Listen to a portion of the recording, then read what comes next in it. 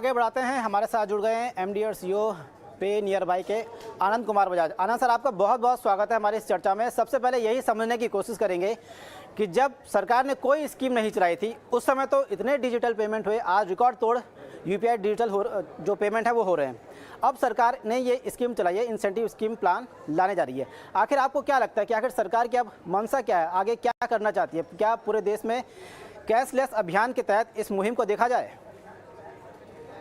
हाँ, ये उसी ओर ये डायरेक्शनल स्टेप है और ये इंसेंटिव कस्टमर्स को नहीं दिया जा रहा। ये इंसेंटिव मर्चेंट्स के ट्रांजैक्शन प्रोसेसिंग पर उनके एक्वायर्ड बैंक्स को दिया जाएगा।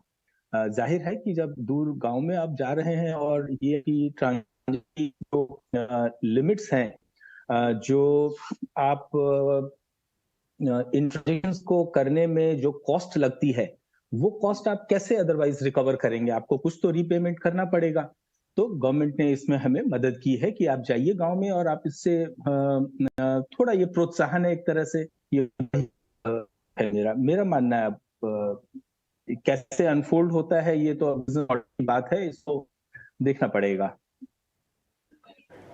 बिल्कुल सर, ये भी समझना चाहेंगे कि पिछले साल जो दिसंबर गया अभी, उसमें 12 लाख करोड़ के जो यूपीआई ट्रांजैक्शन हुए। ऐसे में सरकार को और क्या ज़रूरत पड़ी कि ये स्कीम लाई जाए? क्योंकि अब यूपीआई जो ट्रांजैक्शन है वो तो अपने आप ही बढ़ रहा है, लोग खुद ही इसका इस्तेमाल करें क्योंकि लोगों को ज़रूरत भी महसूस हो रही है। ऐसे में इस स्कीम के जरिए सरकार का फोकस किस चीज़ को लेकर ज़्यादा है? देखिए, ये प्रोत्साहन है एक्वायरिंग इकोसिस्टम को ही सपोर्ट देने का।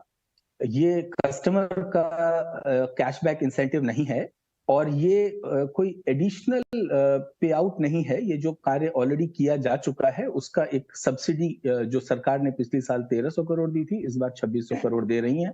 हाँ, इस बार थोड़ा और डीप रूरल में जाने के लिए सिर्फ कुछ सॉल्यूशंस हैं जिसको इसमें इंक्लूड किया गया है, खास करके रुपे कार्ड को बढ़ावा देना और जो यूपीआई लाइट लॉन्च हुआ है उसको बढ़ावा देने के लिए।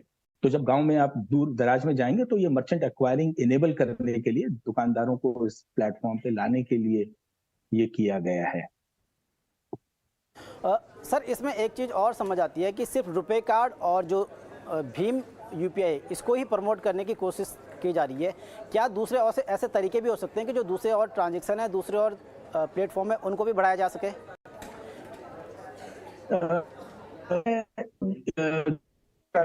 वो लोग आपसे देंगे। यहाँ ज्यादातर जो सरकारी फ्रेमवर्क है, जो सरकारी कार्य मोस्टली रूप पे होते हैं और का फॉर्म है, तो हम इसी को प्रोत्साहित करेंगे और उसी के लिए मेरे ख्याल से सरकार ने ये प्रोग्राम बनाया है और बाकी लोग भी अपने लिए अपने अपने हिसाब से इसको स्कीम को प्रमोट करेंगे, जो और भी लोग इस इकोसिस्टम में पार्टिसिपेट करना चाहते हैं। आनंद सर, एक और चीज़ आई है, जो एनआरआई हैं, जो विदेशों में बैठे प्रवासी भारतीय हैं, उनके लिए एक बड़ी अच्छी स्कीम आ रही है। वो भी यूपीआई पेमेंट कर सकेंगे अपने इंटरनेशनल नंबर से। ये कितना क्रांतिकारी कदम साबित हो सकता है भारत के जो यूपीआई और डिजिटल जो देश बढ़ रहा है, डिजिटल इंडिया बन रहा है, उस दिशा में?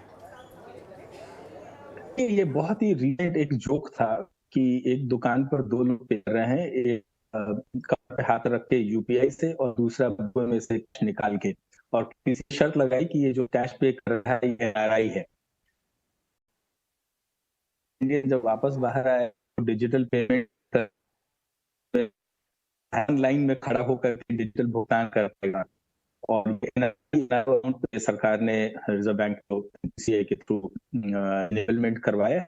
कुछ कंट्रीज में भी 8-9 देशों में, यूएस इंक्लूडेड, अरब और सिंगापुर, हांगकांग में, इन कंट्रीज में जो एनआरआई वापस इंडिया आते हैं कि रोमिंग कंडीशन में फोन पे से जिस अकाउंट में उनके वो mobile number link, particular ISD को, उन अकाउंट्स को अलाउ किया गया है। तो ये भारत ना उनकी और भारत में पेमेंट कर ज्यादा सरल।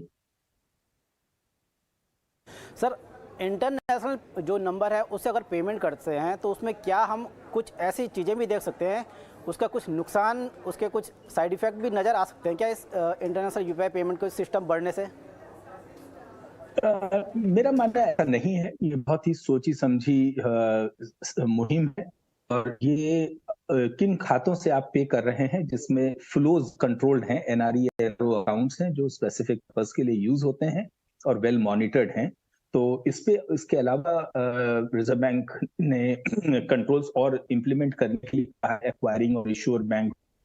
तो अपने अपने हिसाब से बैंक्स इसमें कुछ लिमिट्स लगाएंगे, उसमें कितने फ्लोज अलाउड हैं वो लगाएंगे, किस टेन्योर के लिए ये इनेबल किया गया है, वो सब चीजें इसमें मेरे ख्याल से कंट्रोल्स बेटर ला पाएंगी। तो इसमें कोई घबराने की बात नहीं है, मेरा मानना है। एक चीज़ और समझना चाहेंगे कि अगर ये स्कीम लागू होती है, जैसे कि 30 अप्रैल तक का टाइम दिया गया है, तो चुनौतियां क्या रहेंगी जो इस तरह के यूपीआई पेमेंट सिस्टम बनाने में? देखिए, सिस्टम तो पूरा बना हुआ है और चुनौती के नाम पर मेरे ख्याल से अपॉर्चुनिटी ज्यादा है चुनौती से। और इसमें खाली उन कंट्रीज के को इनेबल करना है जो कि +91 की जगह अब जो भी रेलेवेंट हांगकांग, सिंगापुर के, यूएस के हैं, वो कोड्स इनेबल हो जाएंगे मोबाइल फोन में। मेरे ख्याल से एक ही खाली बात होगी, जब कोई roaming international iPhone for example, तो उसका जो प्ले स्टोर है उसको कौन सा ऐप डाउनलोड करता है वो उसकी होम कंट्री के पड़ता है। एप्स कई कंट्रियों में, हाँ, अगर उनके प्ले स्टोर पे उनके या अगर हमारे इंस्टॉल होगा, अवेलेबल नहीं होगा, तो ये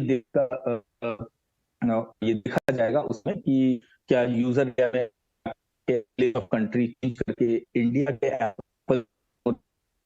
डाउनलोड करके कर सकते हैं, ये अवेलेबल होगा। तो इसके अलावा मुझे और कोई चुनौती नहीं नजर आती। जो गाइस आते हैं वो एनआरओ अकाउंट में आप कर पाएंगे, तो फॉरेन का कोई बात नहीं आनी चाहिए। बिल्कुल आनंद सर, इसके जी जी जी जी, मैं ये समझना चाह रहा था कि अगर ये सिस्टम लागू हो जाता है तो इसका मतलब तो ये हो गया कि जो बाहर विदेशों में बैठे हुए हैं, अगर वो चाहे अपने बच्चे की फ़ीस यूपीआई पेमेंट से कर सकें, अगर यहाँ के लोग भी चाहें तो क्या वो भी इसी तरह की सुविधा बाहर अपने बच्चों के लिए कर सकते हैं क्या, अगर यूपीआई सिस्टम लागू हो जाता है, जैसे उनके बच्चे दूसरे देशों में हैं इस सिस्टम की वजह से? जी, देखिए, आज आउट रेमिटेंस और स्पेसिफिक पर्पस ऑलरेडी बहुत बढ़िया इकोसिस्टम बनाया है। रिजर्व बैंक कंट्रोल अच्छे लगे हुए हैं और यूपीआई दूसरे देशों में भी है, क्रॉस बॉर्डर पेमेंट्स भी इंटीग्रेशंस हो ही रहे हैं। तो ये बहुत दूर नहीं है, आपकी सोच बिल्कुल लाइन में है और ये जरूर जल्दी ही होना चाहिए।